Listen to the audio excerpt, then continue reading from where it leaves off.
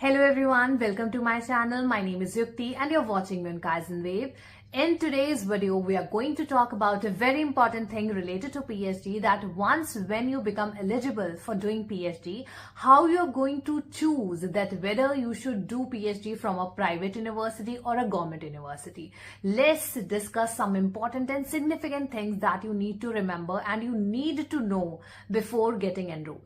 तो सबसे पहले बात करते हैं first and foremost point that is related to your financial resources. जब हम बात करते हैं एक प्राइवेट यूनिवर्सिटी की, वहां पर आपका in comparison to your government university ज्यादा पैसा लगता है, आपको फाइनेंशियली ज्यादा इन्वेस्ट करना पड़ता है पीएचडी डिग्री करने के लिए। और जहां पर हम बात करते हैं गवर्नमेंट यूनिवर्सिटी की, वहां पे आपके लिए अफोर्डेबल रहता है, और अगर आप लोअर मिडिल क्लास फैमिली से हैं, मिडिल क्लास फैमिली से हैं, आप आराम से अफोर्ड कर सकते हैं पीएचडी डिग्री और आराम से उसको कर सकते हैं। तो दूसरी चीज की हम बात करते हैं तो प्राइवेट यूनिवर्सिटी आपको देती है फ्लेक्सिबिलिटी। इसका मतलब ये है कि आपको बहुत सारा बर्डन नहीं है, आपको बहुत सारी टेंशन नहीं लेनी है जैसे कि गवर्नमेंट यूनिवर्सिटी में होती है। आपको डेडलाइंस को मीट करना होता है, आपको बहुत सारी चीजों का ध्यान रखते हुए पीएचडी करनी होती है, आप पर बहुत ज्यादा ध्यान दिया जाता है, आपको सिस्टमैटिकली चीजें करवाई जाती हैं। अगर बात करते हैं प्राइवेट यूनिवर्सिटी की, वहां भी चीजें होती हैं सिस्टमैटिकली, बट आपके पास फ्लेक्सिबिलिटी होती है, आपके ऊपर बर्डन नहीं होता। ठीक है, तो आप आराम से कर सकते हैं। फॉर एग्जाम्पल, अगर आप कॉर्पोरेट से हैं या इंडस्ट्री में काम कर रहे हैं ऑलरेडी और PhD degree just for name से करना चाहते हैं, या आपको सिर्फ पीएचडी डिग्री की रिक्वायरमेंट है इसलिए आप करना चाहते हैं, तो आपके लिए बहुत अच्छा रहेगा अगर आप प्राइवेट यूनिवर्सिटी में एनरोल हो जाते हैं, क्योंकि आप इजिली पैसा देकर आसानी से एनरोलमेंट पा लेंगे और फिर आप आराम से अपनी पीएचडी डिग्री कर पाएंगे और आपके पास बहुत ज्यादा मतलब बर्डन नहीं रहेगा, आपको फिक्स्ड चीजें नहीं करनी होंगी, आप फ्लेक्सिबिलिटी के साथ आगे मूव अहेड कर सकते हैं। जो भी आपके टीचर्स होंगे आप उनसे बातचीत कर सकते हैं, आपके जो इश्यूज हैं उनके बारे में बता सकते हैं, उसके अकॉर्डिंगली आपको टाइम दे दिया जाएगा, उसके अकॉर्डिंगली आपको पीएचडी करवा दी जाएगी, जो भी मिनिमम ड्यूरेशन रहेगा उस यूनिवर्सिटी का। तो उसके अकॉर्डिंगली जो कि होता है 3 साल में बहुत सारी प्राइवेट यूनिवर्सिटीज आपको डिग्री दे देती हैं आसानी से, तो वो हो जाता है। बट अगर आप एक ऐसे व्यक्ति हैं जो कि रिसर्च करना चाहते हैं सही तरीके से, आप जानना चाहते हैं कि रिसर्च कैसे होती है, आप खुद अपना करियर रिसर्च में देखते हैं, या आप अकेडमिक्स में आना चाहते हैं, तो बहुत अच्छा रहेगा अगर आप गवर्नमेंट यूनिवर्सिटी चूज करते हैं, क्योंकि आपको चीजें सिस्टमैटिकली सिखाई जाएंगी, बहुत ज्यादा रिसर्च के एप्टीट्यूड पर ध्यान दिया जाएगा कि आपको वो सिखाया जाए।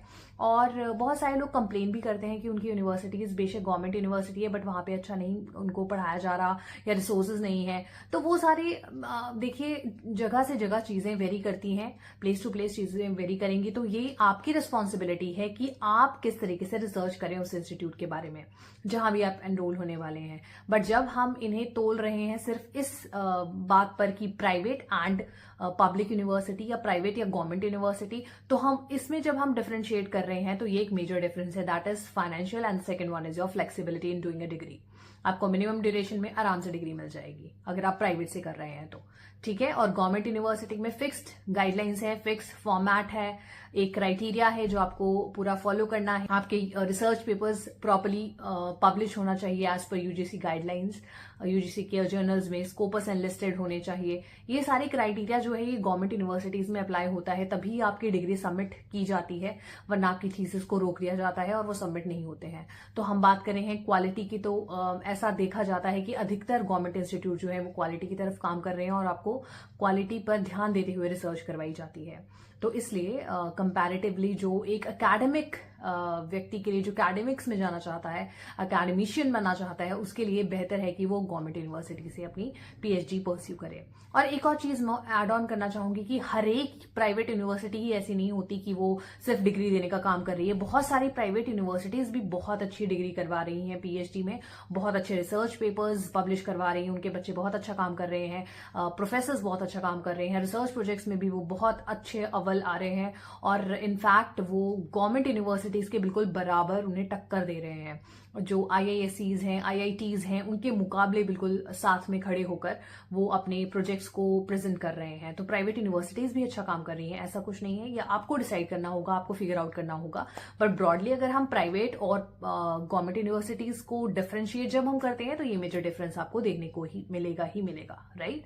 और एक और चीज जो है प्राइवेट और गवर्नमेंट यूनिवर्सिटी के डिफरेंस में हम बात करते हैं स्कॉलरशिप की या फंड्स की, तो बहुत बार ऐसा होता है कि जब हम गवर्नमेंट यूनिवर्सिटी से एसोसिएटेड होते हैं हमें फंड्स मिलते रहते हैं, स्कॉलरशिप्स तो मिलती हैं। अगर आप JRF हैं यानी कि जूनियर रिसर्च फेलो हैं तो आप प्राइवेट से भी कर रहे हैं तो वहां पे भी आपको वो स्कॉलरशिप मिलेगी ही मिलेगी।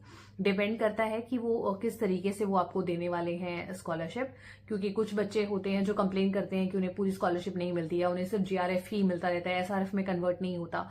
तो वो सारे मतलब फेस करने पड़ सकते हैं इश्यूज अगर आप प्राइवेट इंस्टीट्यूशन से कर रहे हैं। बट जब आप गवर्नमेंट इंस्टीट्यूशन से कर रहे हैं, वंस आप एनरोल हो जाते हैं, आपका स्कॉलरशिप है, तो वो आपको वेरी इनिशियल टाइम से शुरू से ही मिलने शुरू हो जाएगी। तो वो एक बेहतर आपके लिए फायदा रहता है। और उसके बाद भी जब आप PhD डिग्री कर लेते हैं उसके बाद भी आपके लिए रिसर्च का स्कोप बढ़ जाता है। गवर्नमेंट इंस्टीट्यूशन से फंडिंग मिल सकती है अगर आपने बहुत अच्छा काम किया है, जो तो गवर्नमेंट के लिए भी एड ऑन कर रहा है किसी न किसी मैटर में, तो किसी न किसी पॉलिसी डेवलपमेंट में या कंट्रीब्यूट कर रहा है सोसाइटी के लिए, तो वो फर्दर आपके लिए स्कोप भी खुल जाता है। तो ये एक और फैक्टर है जो आपको कंसीडर करना चाहिए। आई होप आपको कुछ आइडिया लगा होगा और ये वीडियो आपके लिए बेनिफिशियल रही होगी। Stay tuned to our channel and keep watching. Will keep coming up with very important topics, not only related to PhD but related to academia. So stay tuned and keep watching. Bye bye.